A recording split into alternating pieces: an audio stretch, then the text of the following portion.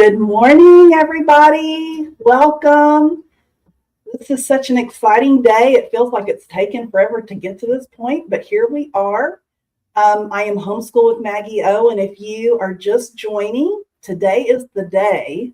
The Homeschool Roadmap is now live in Amazon right now. So I want to start by first saying thank you to my ARC team, my advanced reader copy team, who have been such a great support in this launch of the Homeschool Roadmap. Here it is. And you can get this on Amazon Live now. And I also want to send out a big thank you to all of you, my followers. I wouldn't be here without you, and this is why I'm here, and this is why I do what I do. And of course, to my lovely family, my husband, Brian, and our two boys, Ian and Benjamin. They have obviously a hand in this, and I wouldn't be here doing this right now without them.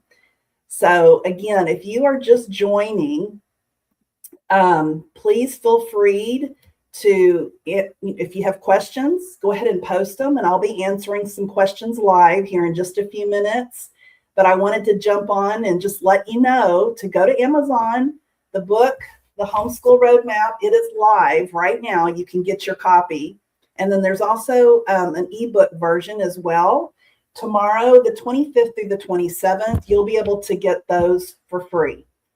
So look into that as well if that's something you would be interested in. And just to kind of give you a backdrop for those maybe who don't know me, many of you do know me. And I love having you follow me and reach out to me and call me. And from all over the world, I've had calls from outside of the United States.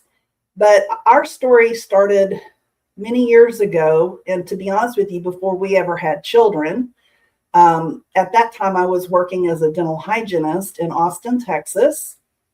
I didn't even know what homeschooling was. And I can remember the day that I worked with a family in the afternoon, the whole afternoon. It was a family of 5 kiddos. And I picked their brain that afternoon and asked them all about homeschooling because I had never heard of it before. And they were just such a delight. I really fell in love with this family. They had young ones all the way into the teenage. They had a teenage son as well. And the parents were fantastic. And the kids were just so articulate and just easygoing and able to communicate so freely, look you in the eye. They didn't have any inhibitions. They just were very respectful and just happy to tell me about their experiences. So one by one, all 5 of those kids, from the littles all the way up to the teens, I just sat there and asked them all kinds of questions and then let them tell me all about their experiences as a homeschooler. And so that was really special, to the point where I was so taken that night. I went home that night. And sorry, my allergies are bothering me this morning. If you're in the Central Texas area, you know why.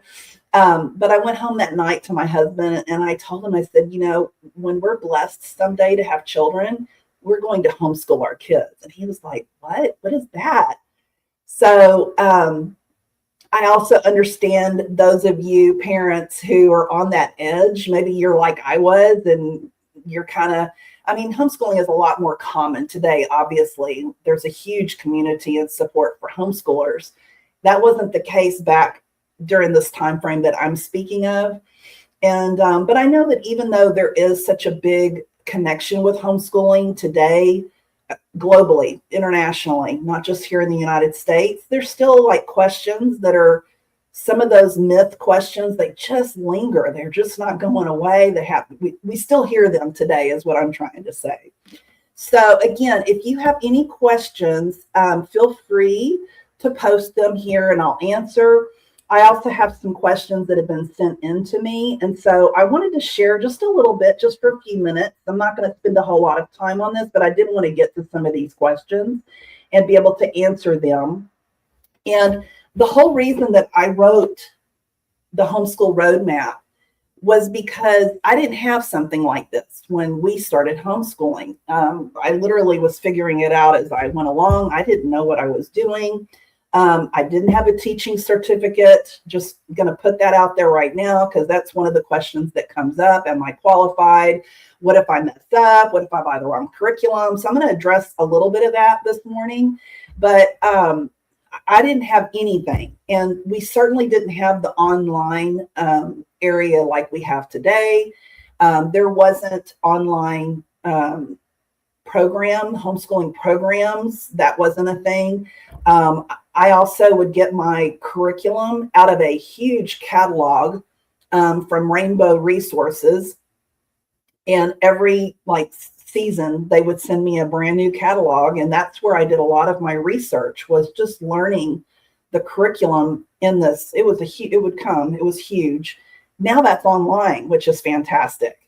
So let's start with some of these questions. I'm gonna have to put my glasses on here, but I'm so glad that you're here this morning, and this is just such an exciting day.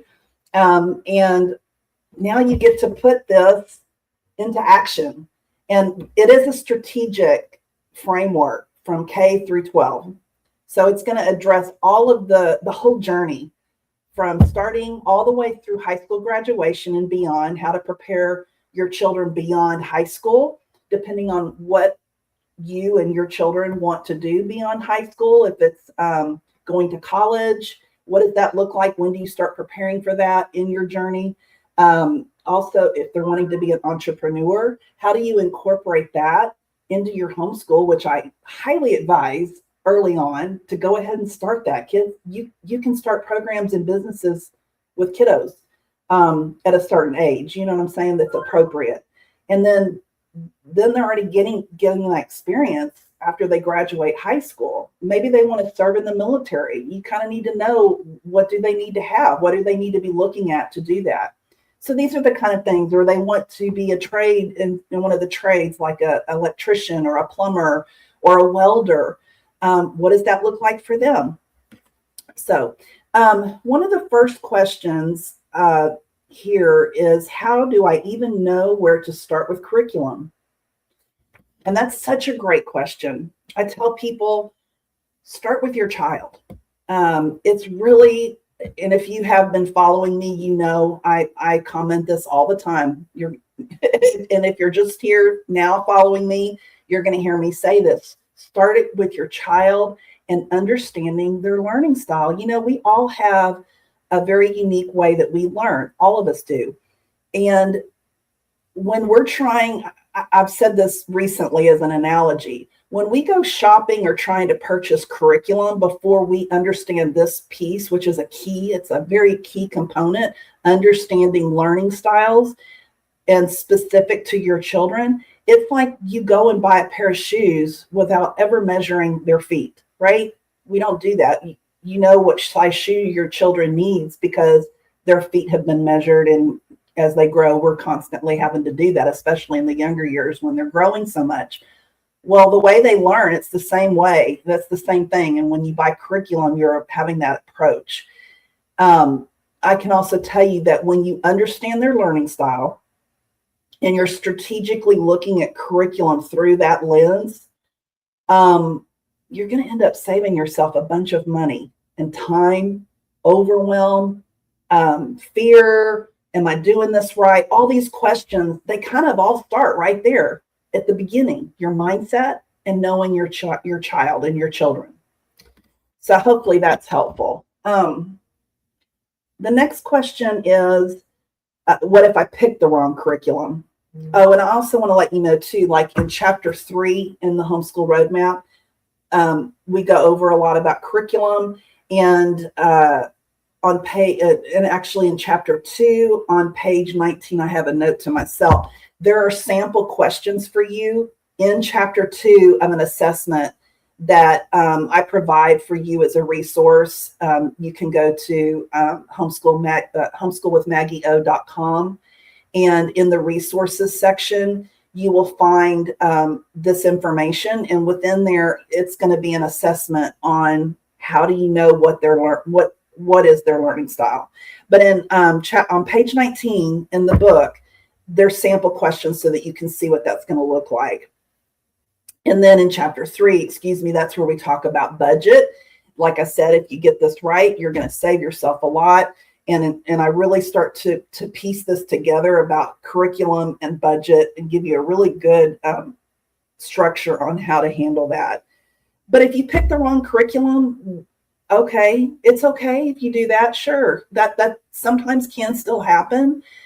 There's swaps and co-ops and resell, homeschool book resell and conferences that allow books to be resold online. If, like I said, in your community, people even, sharing that with your community in the homeschool sector that you're in, people will buy your curriculum if you've purchased. I don't want you to feel like you are loyal to any curriculum. You should never feel that way. And sometimes through growth, this is part of the growth that, yes, sometimes we're like, that just didn't quite hit the mark. We're struggling. And I say, if you know that the child is not doing well with any curriculum you buy, get another one. Don't hesitate on that. And then I talked about a minute ago, am I qualified? That's one of the big questions I get all the time. I don't have a teaching degree. Can I really do this? The answer is absolutely yes, you can. With consistency and showing up and being okay with learning alongside your child, that's what qualifies you. And your child's needs. So don't just try to put that aside. Yes, you can do this. You do not need a teaching certificate.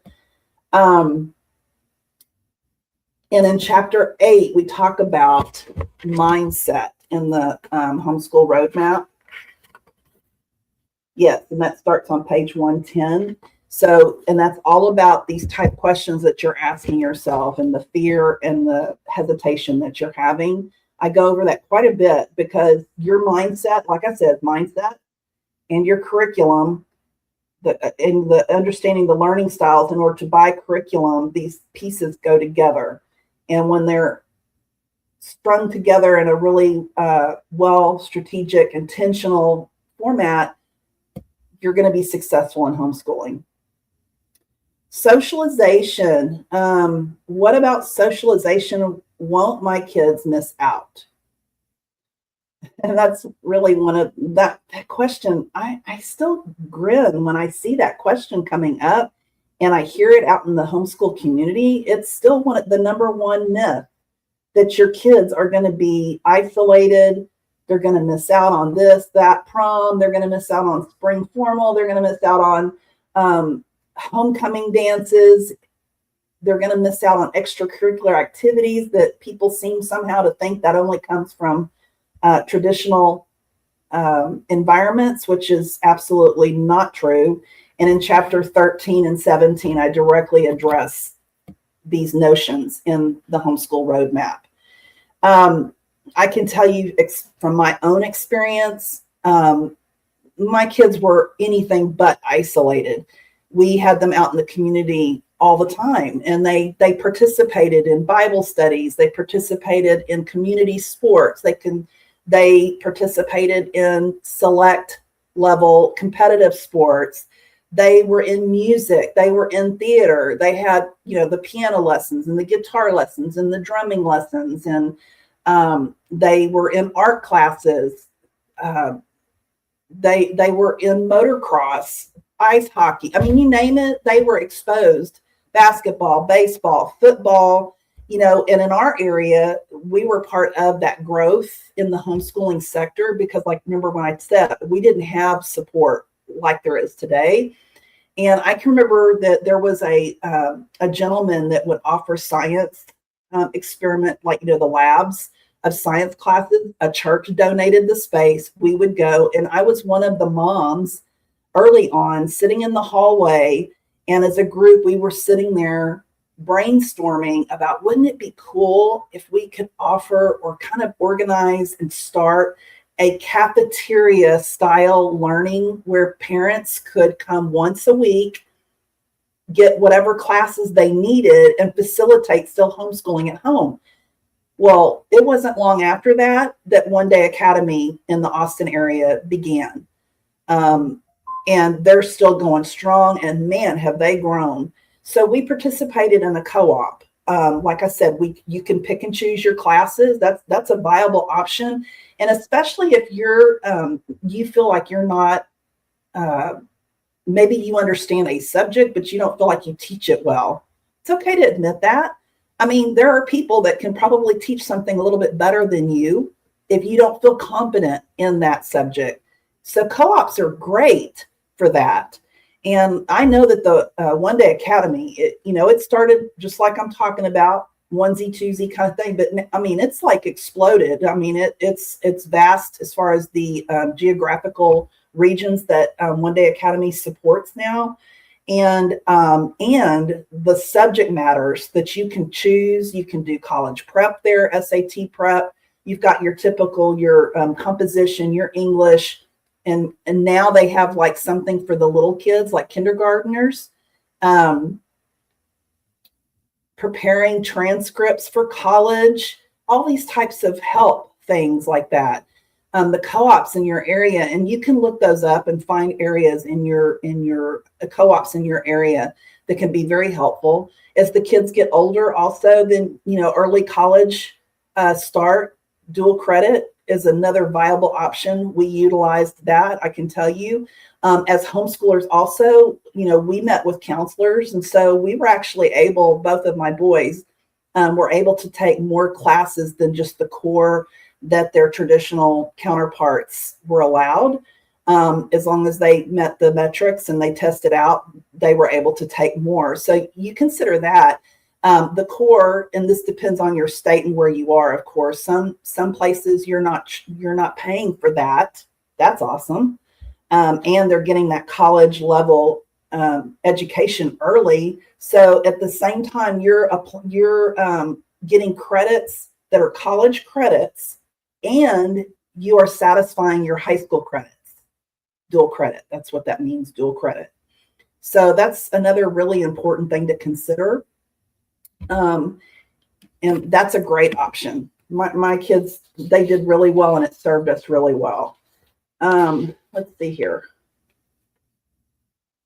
And so what does a typical homeschool day actually look like?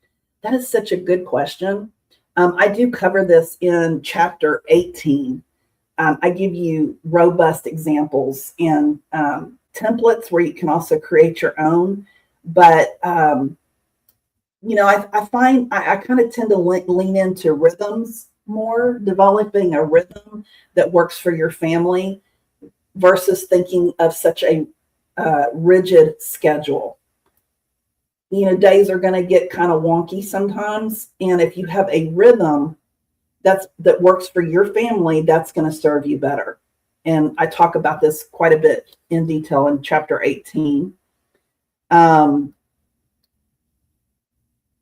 Can homeschooled kids get into college? Absolutely, you can. They can.